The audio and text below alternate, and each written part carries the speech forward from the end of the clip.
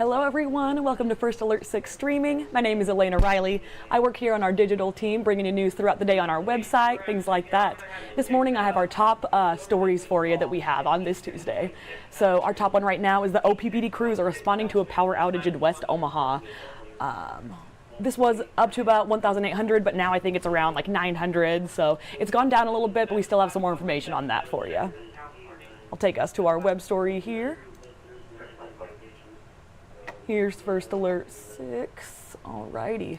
Our main web story. We have some intersections out and things like that, so I'm going to bring Jarrett Lansford with First Alert 6 traffic to talk to us quick. Alrighty. Hi, Jarrett. Hello, hello. Yeah, so what's the situation right now? Yeah, so we've been watching this unfold kind of for the last hour or so with some of the intersections being impacted. So I want to show you how we're doing here with what we're seeing unfold. So I'm going to pull this up here, and these are kind of the intersections that have seen the biggest impacts. And it's right around generally 144th, 156th, Maple, Blondo. You know, you're seeing a lot of improvement. You talked about how those numbers are starting to drop some, Elena, and that is helping out the traffic some. But I just want to remind you, though, if you are going to be heading into any of these areas, you can see some delays still right around 156th and Maple, and a couple little specks here and there. So if you do come across any of the intersections that are not working with the traffic lights properly, you just want to treat those as always stops, and then have some patience as you're heading through those spots too. Yeah, good reminders as always. Anything else for us, Jarrett? Drive safe. Thank you very much. Alrighty. Awesome. That's it for you then? Thank you. All right. Other than that, I have our top stories. We'll go back to that quick.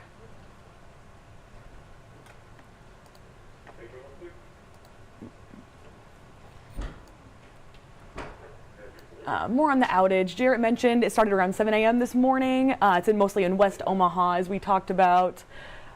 In their update, OPPD said that their troubleshooters are en route to investigate, but they do not know the cause or estimated time to restore the rest of these power outages. They also said impacted areas are between Spencer Street to Seward Plaza and in 114th to 161st Avenue. And we're just working to learn more on these outages, hoping for updates from them. It was interesting, though. We did also have some outages Monday evening due to during some storms that were happening. OPPD did say that a majority of them were caused by a downed tree branch on the power line. So that's what that was from, and that was about a lot of people in Douglas County, so more scattered than what we have right now this morning. Great. They also just say if you experience a power outage, just report it to OPPD on their website. Other than that, I bring you top headlines every morning with my 6 Things story. We'll head over there. Here we are. This is always good if you just want a little refresher on things happening or just want to know what's going on today. Like there's a lot going on with City Council, for example, so that's always good.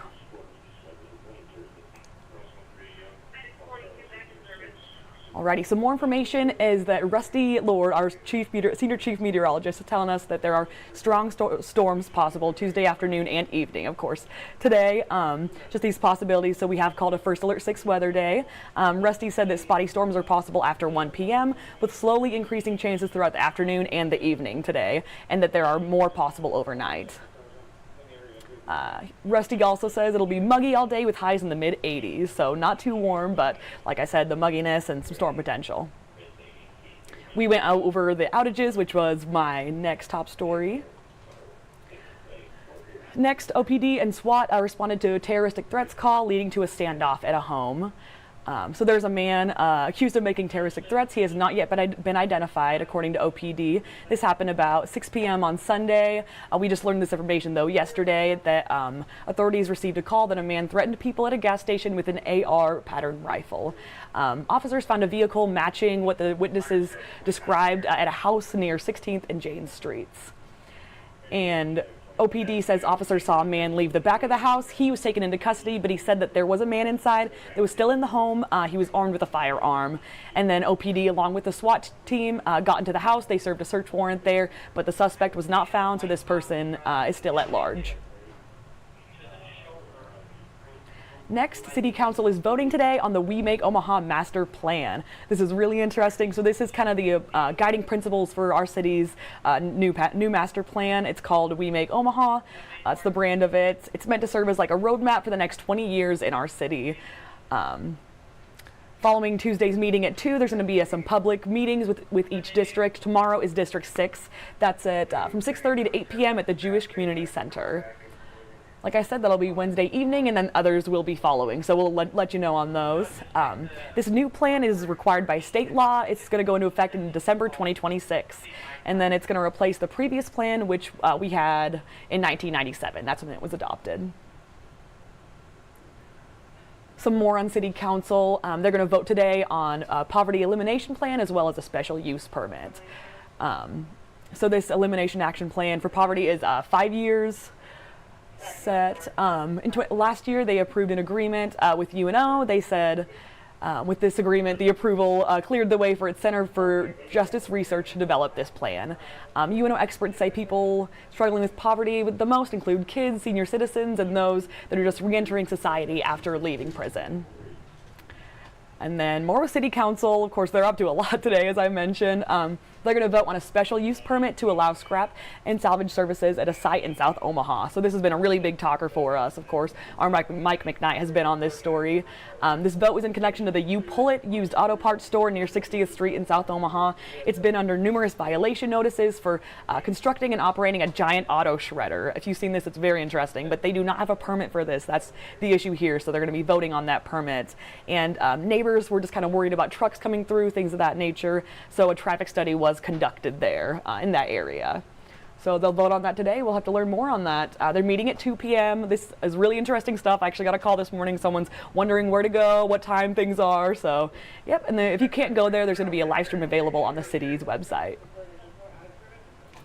Our next story is that 72nd Street is partially reopening south of I-80 in Omaha. So it already has partially reopened. This is a really good update for drivers. If you're in this area, you know that's been a pain. It's been for about the past 5 months. The stretch between F Street and I-80 has been fully shut down to traffic, but now it is reopening a little bit. 2 lanes are open for southbound traffic, and then 1 lane is open for northbound traffic. So that is a great news there. City of Omaha says that work will continue in the area. There's going to be some more ongoing lane restrictions on that bridge still, and crews are working on the reconstructing the bridge. Is what's going on here. And officials hope that 72nd is expected to have all lanes open by the end of this year. So that sounds great. My last top headline this morning is about the College World Series. Of course, UCLA and LSU is rescheduled for this morning. It's going to be happening from a weather delay from last night. So here really soon. Of course, the severe weather started yesterday. Fans had to flock to nearby businesses to wait out their initial delay. Of course, there's been a lot of people, a lot of restaurants and bars been really busy down there in downtown, if you know. So the Tigers were leading the Bruins 5-3 in the top of the 4th inning when the game was officially called off. So this was a bummer for a lot of people. So good news is it's going to be going on this morning. Gates will open at 9 a.m. And then the game will start at 10 a.m. So here real soon for people. And then there's going to be Game 9 between Louisville and Oregon State is tentatively scheduled for 1 p.m. Tuesday. And then Game 10 between Arkansas and loser of UCLA and LSU will start at 6 p.m. then today. So a lot of fun games happening, a lot of fun stuff going on down there, Fan Fest, things if you need to try that out if you haven't yet. I need to get down there definitely. So a lot of fun stuff happening there, as I mentioned.